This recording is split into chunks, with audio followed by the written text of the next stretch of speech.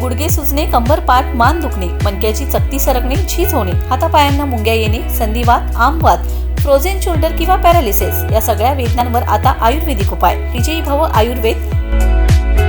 गुडघे व मणक्यांच्या विकारावर विशेष आयुर्वेदिक उपचार केंद्र.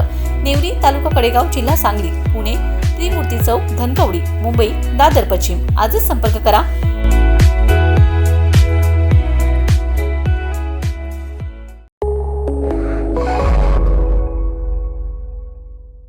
नमस्कार, मी मयुरी आणि आपण पाहत आहात 7 स्टार न्यूज. जिल्हा परिषद पंचायत समितीच्या निवडणुकीचा निकाल 9 फेब्रुवारी रोजी लागला. मात्र अजूनही सांगलीच्या जिल्हा परिषद अध्यक्षपदाचा पेच कायम आहे.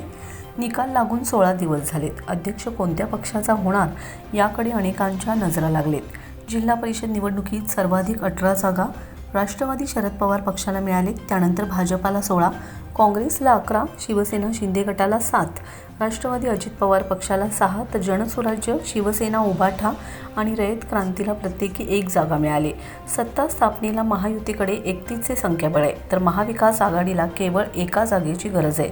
परंतु महायुतीचे घटक पक्ष असलेल्या शिंदे, शिवसेना आणि राष्ट्रवादी अजित पवार पक्षातील नेत्यांचे पाठिंबाबाबत एकमत होताना दिसत नाही. त्यामुळे सत्ता स्थापनेचा तिढा निर्माण झालाय. शिंदेच्या शिवसेनेने अजूनही वेट अँड वॉचची भूमिका घेतली.